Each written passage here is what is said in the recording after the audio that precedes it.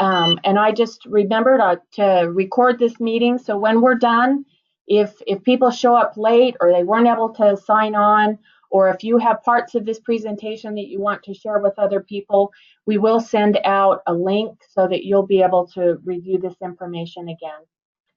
And then Nan is going to talk about our Go Ed Rural Day on the Hill, which is coming up in February, so that we can get that on your calendars and get excited about the way we're going to kick off businesses in rural Utah.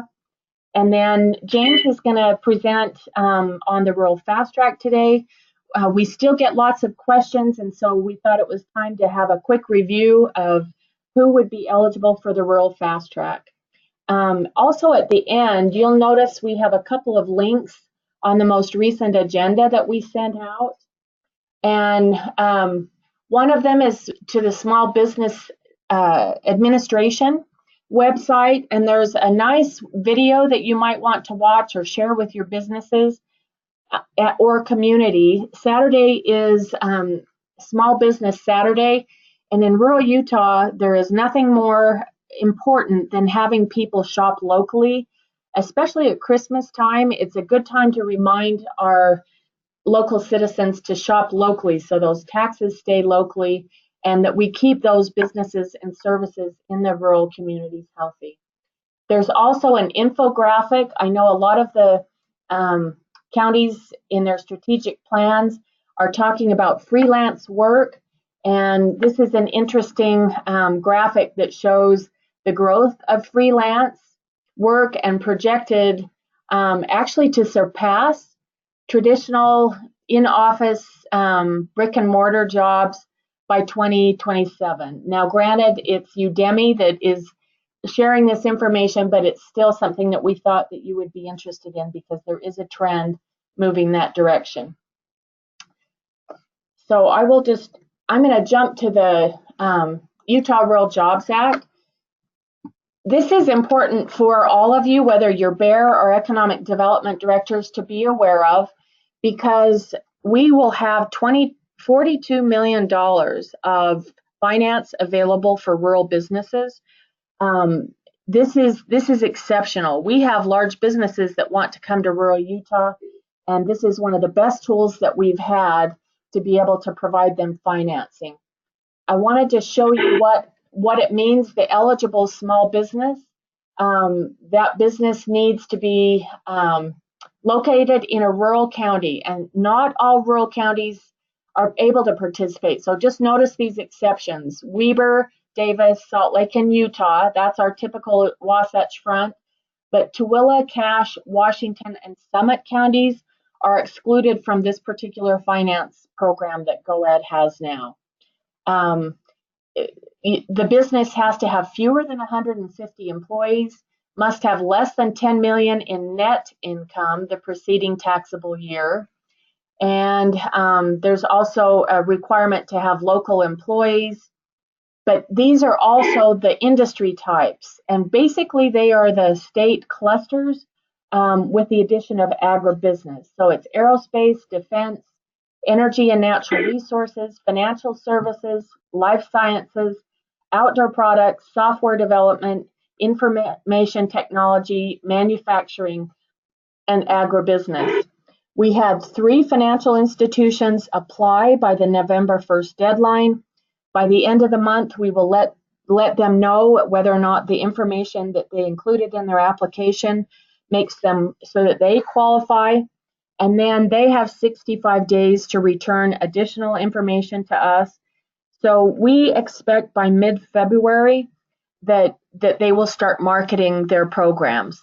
So watch for that, and we will give you updates of who the companies are so that you can actively engage with your businesses that are ready to grow. Okay, and now we will turn this over to Utah Heritage and Arts. Wonderful. Let us share our screen, and hopefully through the magic of technology, this will all work. Can you see our screen, Linda? Not yet. There we go. Can you see it now? Yes, you're on. Okay, well, hopefully, can you see the go to meeting box? Is it in the middle of the screen for you? No, you should be able to minimize that, but I can't see it. All I can see is your PowerPoint. Wonderful. So thank you for giving us some time today. Good morning. My name is Carrie Nakamura, and I am the Deputy Director of the Department of Heritage and Arts. And as Linda mentioned, I'm joined this morning by Roger Roper from State History, Natalie Peterson from Arts and Museums, and Juan Lee from the library. We also have a live audience in our Executive Director, Jill Love, who came to give us that visual feedback that we need in presentations to do our best. So hopefully it will be better for you having her here with us. I am honored to be working at the Department of Heritage and Arts, but our slides aren't advancing, so I'm not honored about that right now. Hold on one quick moment. Oh, there we go. Juan got them to advance. So I'm honored to be working at Heritage and Arts. Last week, we presented our annual report to the Legislature's Economic Development and Workforce Services Committee. We also pushed send to the Governor's Office on our new program that we've designed called Creative Community Designation. What we promised in both reports is that we will not change the great services and programs that we currently offer to Utah's local communities, but we will change how we offer them. Instead of offering services in the traditional silos of department divisions, we will strengthen our collaborative efforts that have already begun. We will work in a more coordinated and interconnected manner. And our hypothesis is that if we become smarter about connecting community leaders to all of the different resources we offer, the long-term outcomes for communities will measurably improve. We want to spend the next 15 minutes or so showing you what we mean through the lens of 3 communities that are well on their way to fully embracing creative and cultural industries as part of the plans for their futures. Hopefully, these examples will inspire you to include culture and creativity in your own economic development plans. We will demonstrate that these amenities are not just nice to have in a community, they are critical if we want communities to thrive. So without further ado, I'm going to turn it over to Roger. But Roger, remember, I'm going to time you. Okay, well, I'm going to talk about how our department is engaged in Sanpete County. And first, I want to talk about UServe Utah. The official name is the Utah.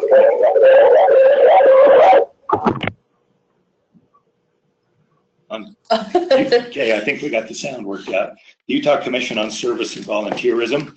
UServe Utah holds some very good volunteer management trainings around the state 4 times a year that are rolled out. And that benefits not just Sanpete County, but organizations throughout the state.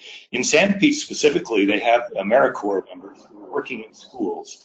There are several schools in the county with 11 total AmeriCorps members who assist students who are just trying to keep up.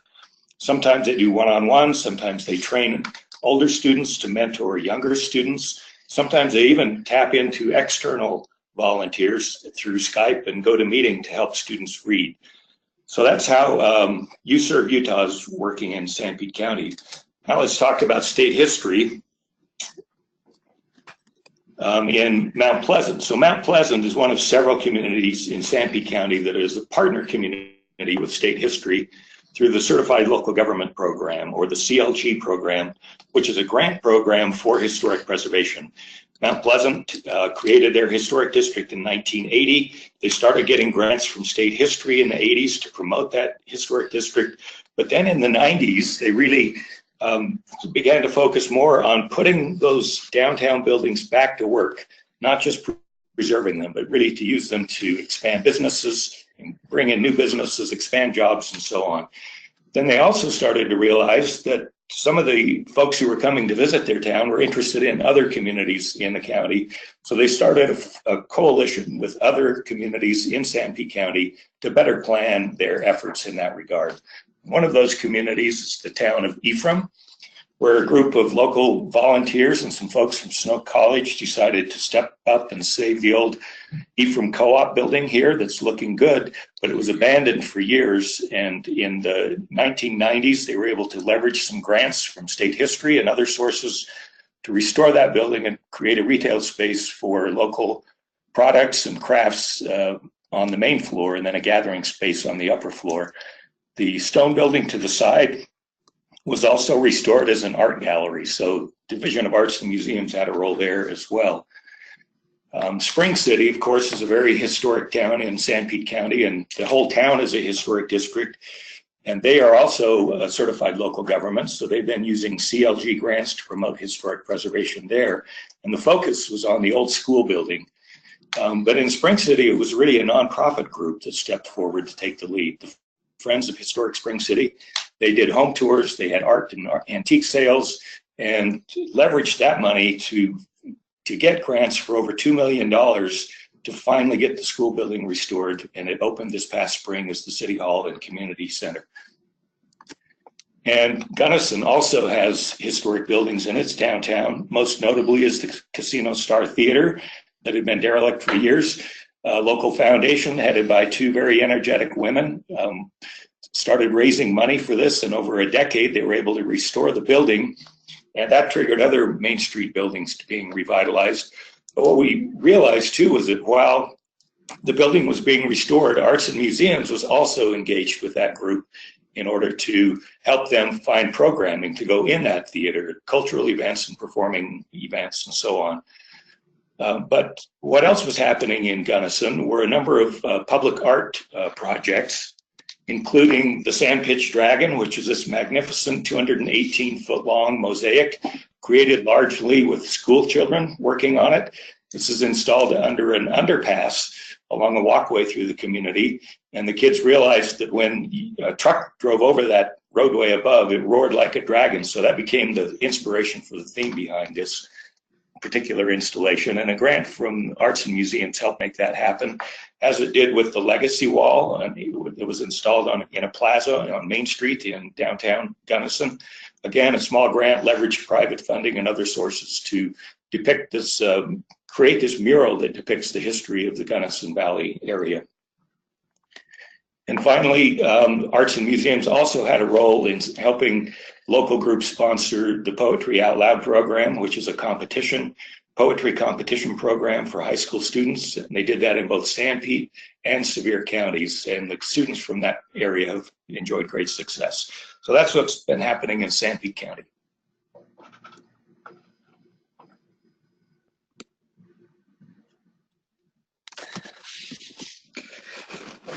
Hello, this is Juan, and I would like to share with you some great things happening in Delta.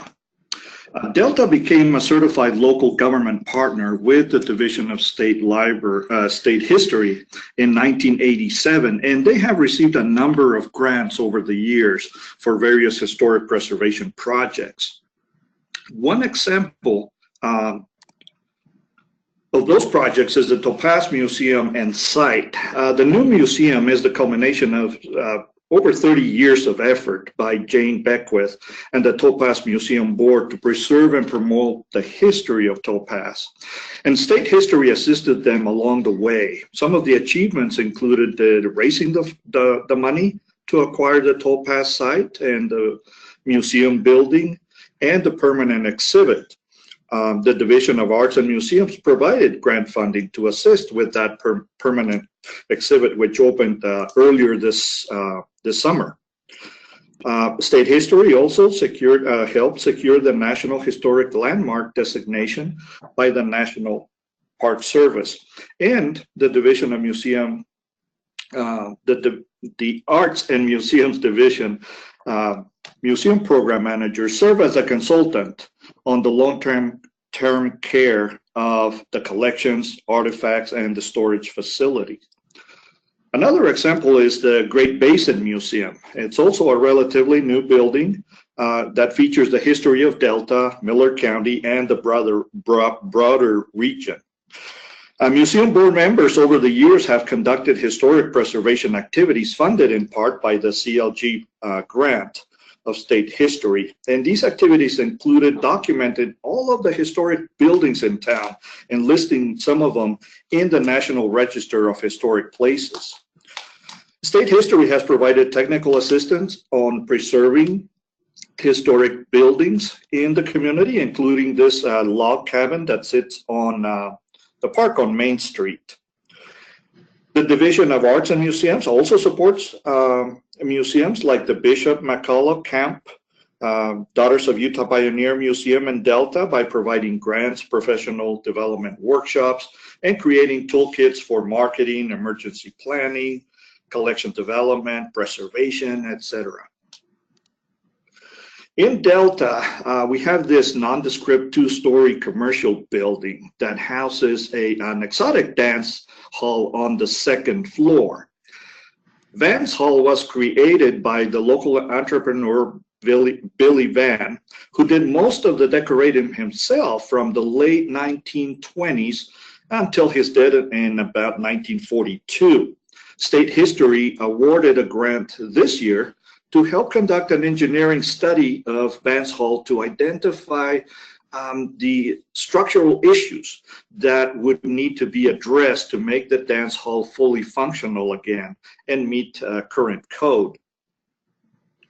You Serve Utah, the Utah's Commission on Service and Volunteerism, has also invested resources in Delta by recruiting the equivalent of 4 full-time employees valued at almost $90,000 from businesses in Salt Lake City to provide tutors to work with students in Delta via the internet and Google Hangouts. The Division of Arts and Museums has also provided funds for performing arts and literary competitions in Delta. And through their traveling exhibit program, the division provides galleries, community centers, libraries, and other organizations with a variety of exhibits for the community. In fact, 2 of the exhibits from the traveling exhibit program were hosted or located at the Delta City Library. And the Delta City Library really is an example of how libraries can transform communities by becoming true gathering places where people come together to learn, to explore, and to discuss issues of common interest. 21st century libraries are created by 21st century librarians trained to meet the needs and expectations of 21st century customers. And the State Library Division invests resources in training library workers, in guiding and coaching, advising, consulting, if you will, with library directors and library trustees and elected officials. The State Library Division also provides grants and provided seed money to begin digitizing the Millard County Chronicle newspaper. And when the community saw the value of protecting and preserving and enhancing the access to this resource, they decided to continue the project beyond the grant with local funds. The Frank Beckwith collection has added over almost 4,000 images, the history of Delta and Millard County, to the Mountain West Digital Library. And that also started out with seed money from the State Library. And for many years, Delta City Library has hosted the Miller and West Central Utah Bookmobile, which serves all of Millard County and provides educational, informational, and a recreational lifeline to the remote communities of the county. Okay, Green River is a prime example of an exciting national and international movement larger than itself, which is called creative placemaking. It's where public, private, community, and nonprofit sectors partner to strategically shape the physical, social, and economic character of a community based on their inherent resources, such as their educational, historical, and cultural activities they have going on.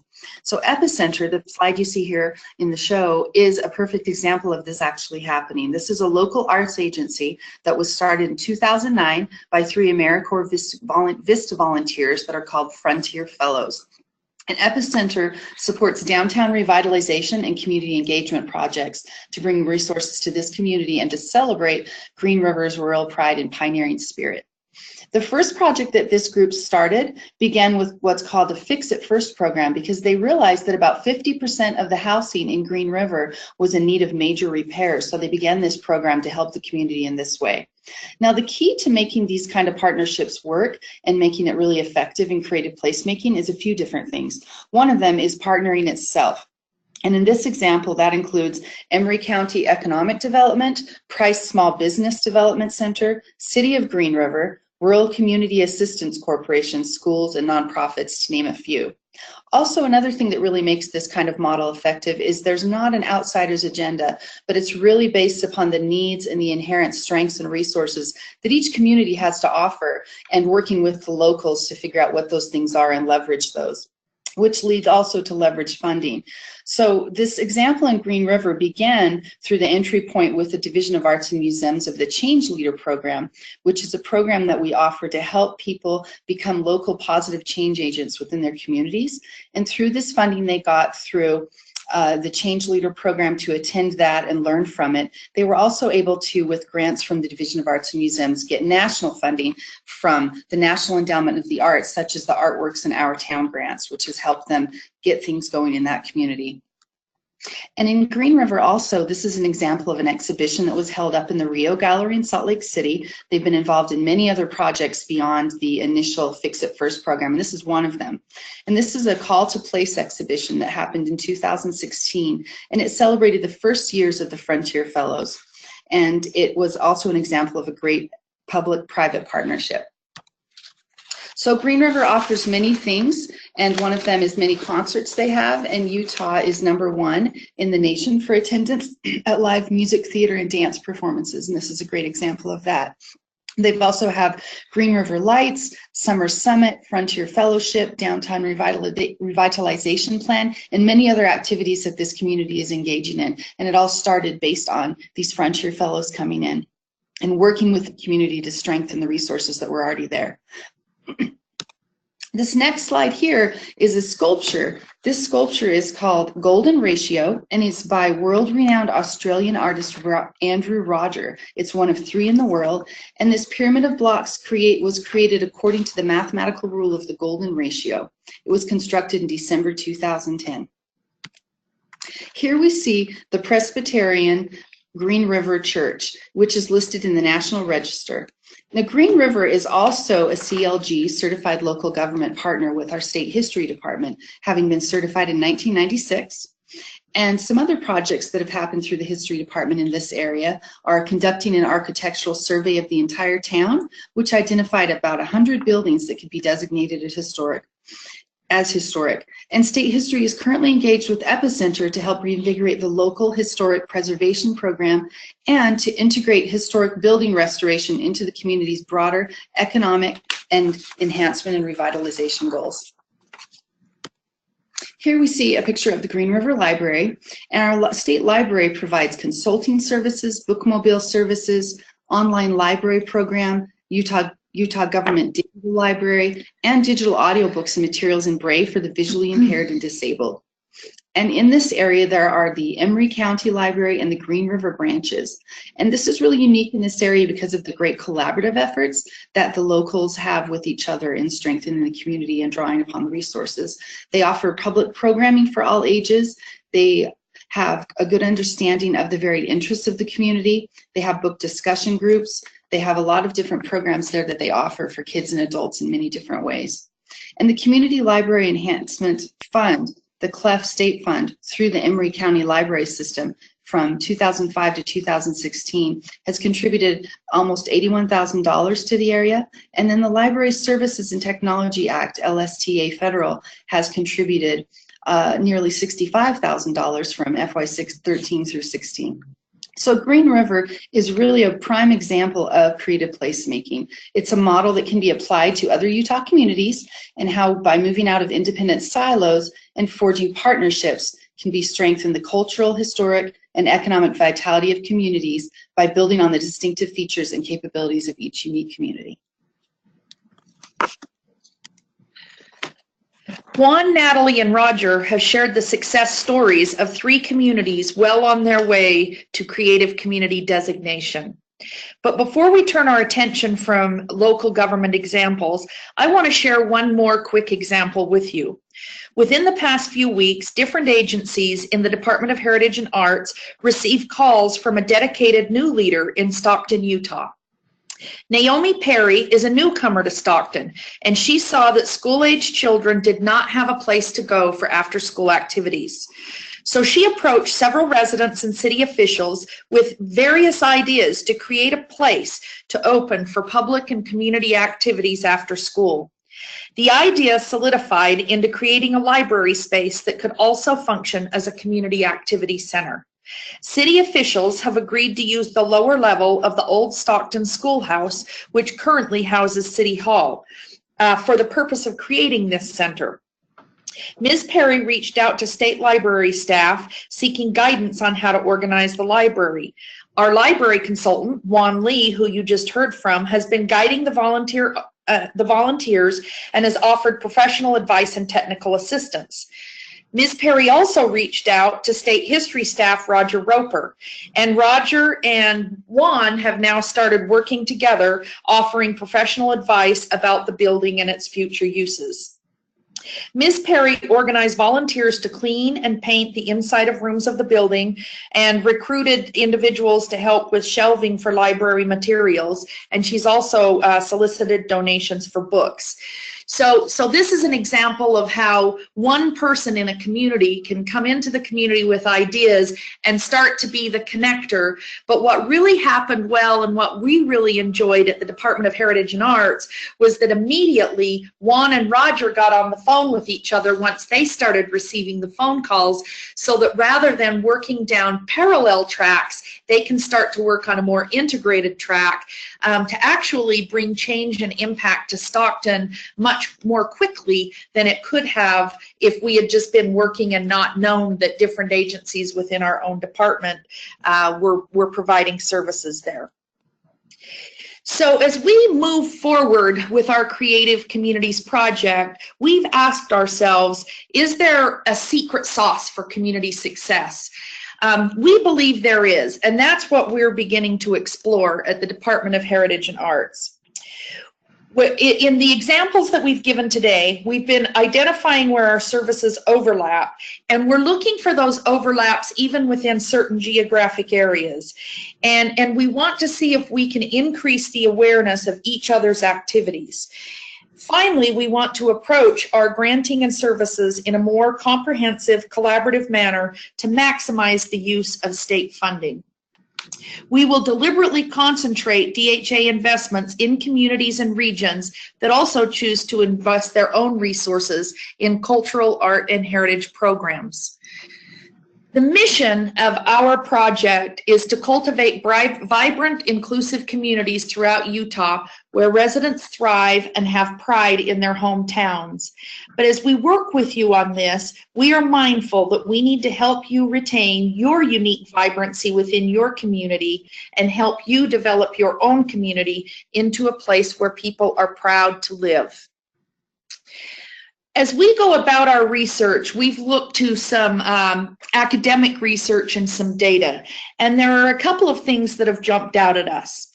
Utah is #1 in attendance at live music, theater, and dance. In fact, last year, an estimated 84.5% of all adults in Utah attended a visual or performing arts program when we look at the statistics from the National Endowment for the Arts. Utah is also #3 in employment growth in arts and cultural industries and #5 in cultural employment growth. And we need to remember that when we tell you about these rankings, we are also considering California and New York. We are leading the way in Utah in the growth of these industries. And there's a quote that I like from the National Conference of State Legislatures. It says, "Arts and culture are constant sources of economic growth during both good and difficult economic times. Specifically, arts and culture policies and programs increase economic in states by attracting businesses, creating new jobs, increasing tax revenues, and promoting tourism." Using what we've learned about the value of creative placemaking and the overwhelming support of art in our state, we are learning how to make creative communities a reality for more communities in Utah. We are looking to develop an index that will help us better understand what creative communities have in common. And over the coming weeks and months, you will hear far more from the Department of Heritage and Arts about this index, even as we bring it to you for your feedback, so that we really ensure that we're all together and moving in the same direction. We will be looking, as we look at the different impacts in communities throughout Utah, in several different areas of long-term outcome impact. We'll be looking at economic contributions, such as the ones you can see on the screen there. We'll be looking at quality of life indicators. And we'll also be looking at the social impacts, because what we know is that if we make investments in cultural and artistic industries, we have social impacts on communities. We have better health, both physical and mental. We have higher literacy rates. We see gap closure in the graduation rates. So we're excited about this program, and we are excited to walk this journey with you as we help create resources, possibilities, and impact in the communities throughout the state of Utah. So Linda and your team at Economic Development, thank you for giving us this opportunity to share our program with the folks throughout the state, and we look forward to hearing from each of you as you begin creating your own creative communities throughout Utah. Thank you so much. That was a wonderful presentation. And as our counties are working toward creating more jobs, especially now that we're all working together on the 25,000 jobs, Terry, would you mind putting your email addresses or some way that the attendees of this webinar could contact the Heritage and Art? Just put it in the chat under message. Sure. And then our attendees will be able to contact you. And I'm going to go ahead and take back the screen and then transfer that to Nan, if I'm able. Let's see. Nan, I didn't see you under a separate name on the drop-down list, so I'm going to go ahead and try this one. Let's see whose computer we get. Did anyone, Nan, did you get a request? Not yet. Okay, so let me go back in and see if we can.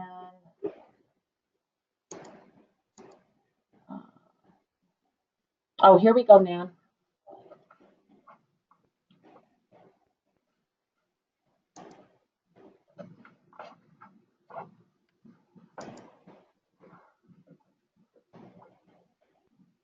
The wonders of technology. I know.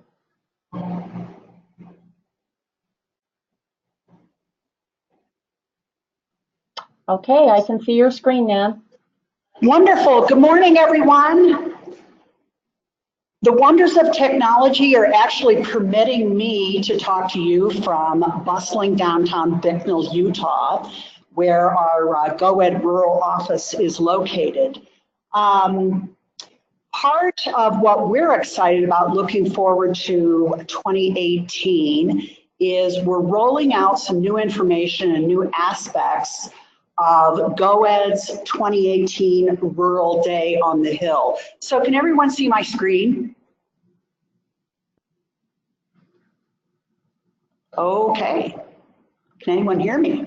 Yes, yep. Says Ryan. Thank you. Okay, great. So the date, and just all the county economic development directors, please be aware we will be sending this out to you later today. So you'll have the form and all the information that I'm going to quickly review here today. So the date, Friday, February 2nd, 2018.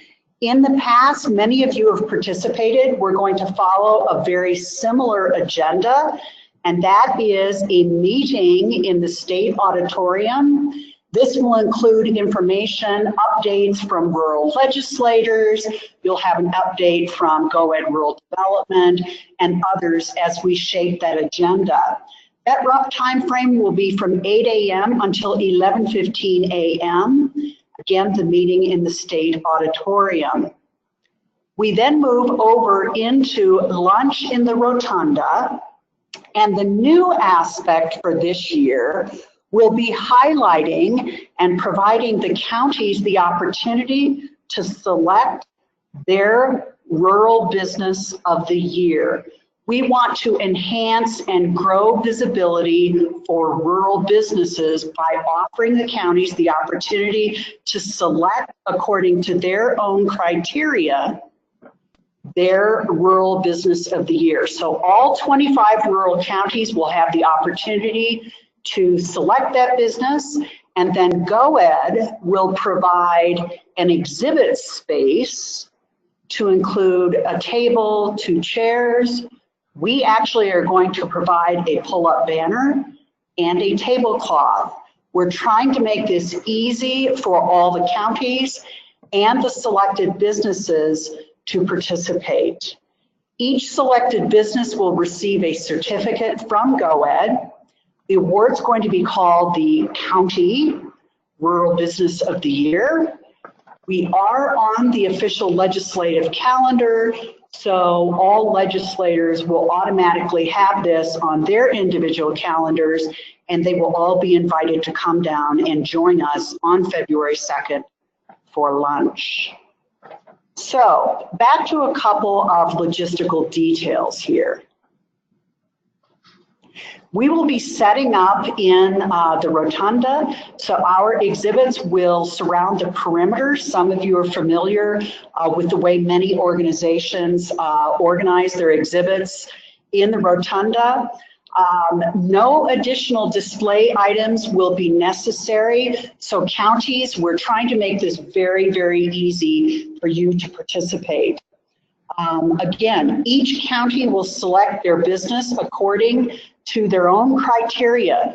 For example, Kevin Christensen, if you want to pick the largest employer in Sanpete County, or Ryan Starks in Wasatch County, your largest taxpayer, who's your newest business? Or do you want to highlight the oldest business? Do you want to give visibility to the most technologically advanced or the most innovative? We want you to take this opportunity to select your business. Our goal here is to have the exhibits and this award in place for many years.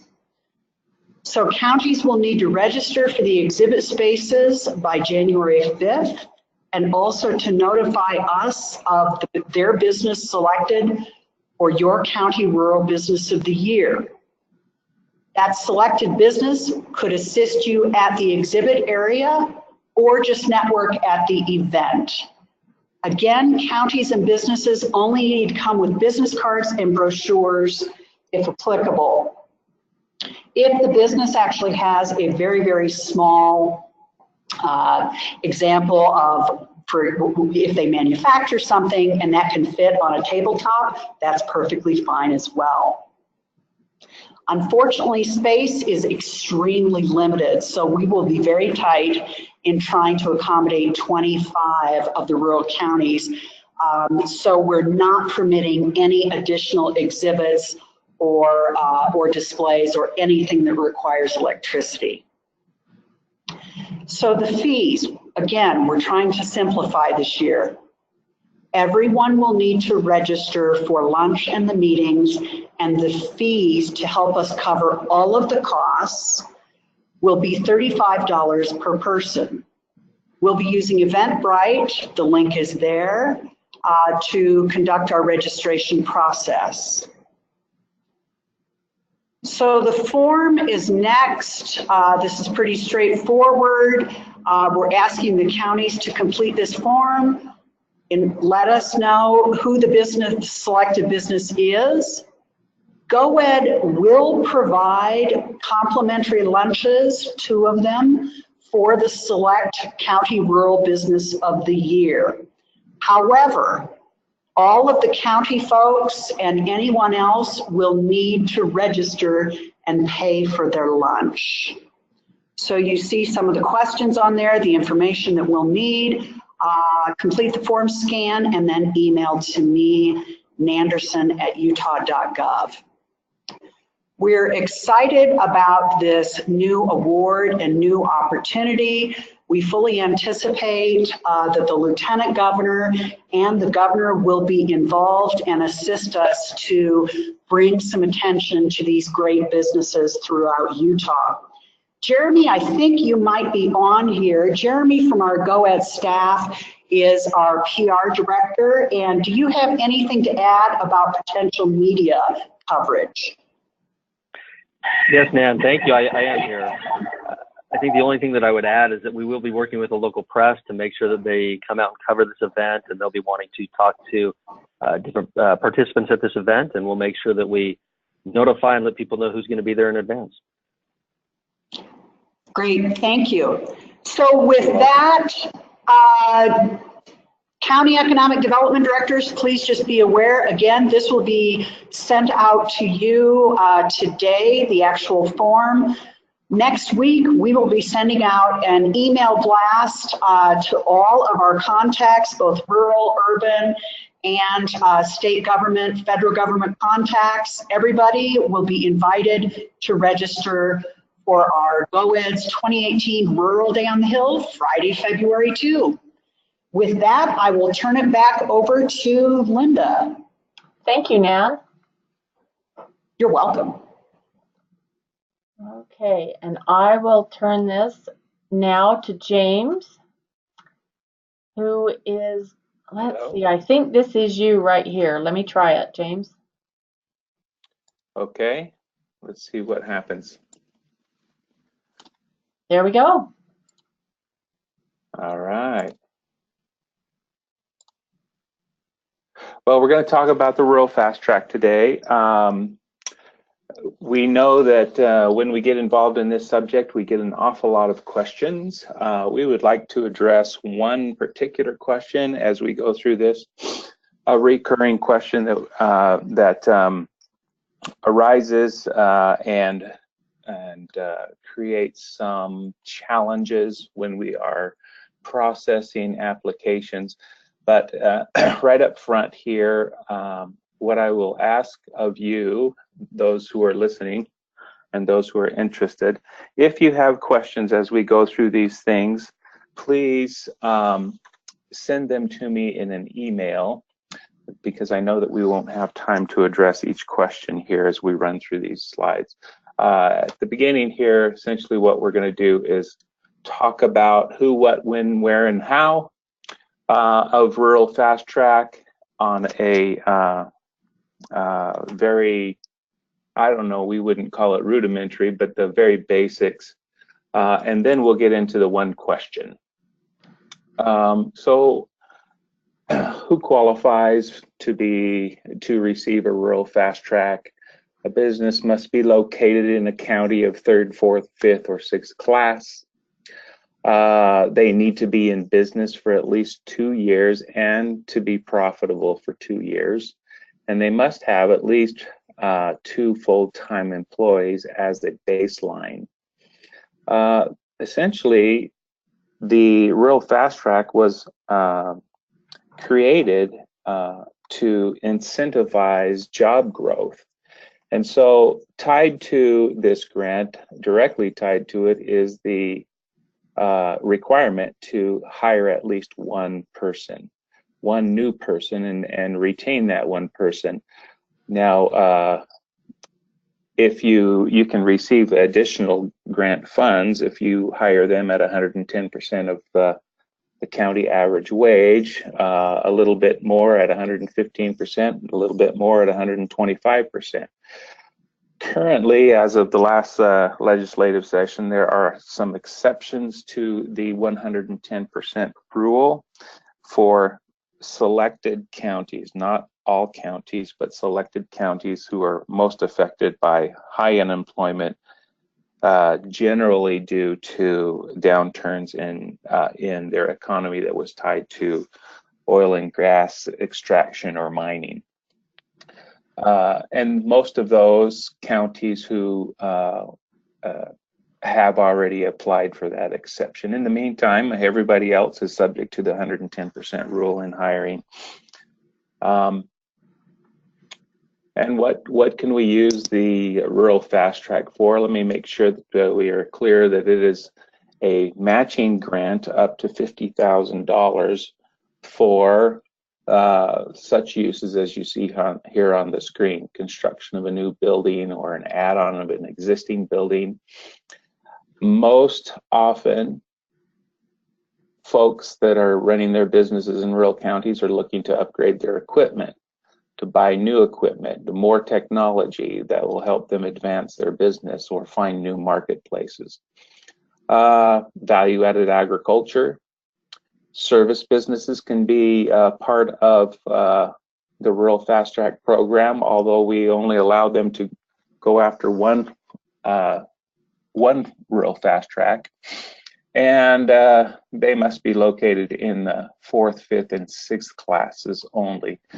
I've got a reference to NAICS codes 54 classifications. If you were to look that up under NAICS codes, you'd find the professional service industries that we're referring to that qualify. This essentially means that a 3rd class county, a professional service business in a 3rd class county, such as Cache County, wouldn't qualify for a rural fast track. But in the 4th, 5th, and 6th class counties, they do. We do have some exceptions with regard to leisure and hospitality. I won't address those right now, but generally tied to some counties that are highly connected to tourism. And there are very few exceptions to the rural fast track for them under certain NAICS codes. We won't address those here either. So please send in your question if you have a question about either one of those two things, professional services and leisure hospitality. And perhaps in another webinar, we will address those two things most specifically and for an extended period of time. When do we accept rural fast track applications? This is a reference to our website, business.utah.gov. If you'll go to rural programs and into rural fast track, you'll find this document there, a link to this document that tells you the due dates for your full applications. Now, remember that we do take businesses through a pre-application process first. And then once we see that they may qualify for a rural fast track on a cursory level, then we invite them to fill out a full application. What you'll see on this calendar list essentially is that something's happening every month. Full application due dates are listed there. Generally, they're due the week before we have a GRPB review, and that generally happens 4 to 6 days prior to the go-ahead board meeting in which full applications are ultimately approved. So there's a reference to the website where you can find this list of due dates, and as you can see, it's ongoing month to month.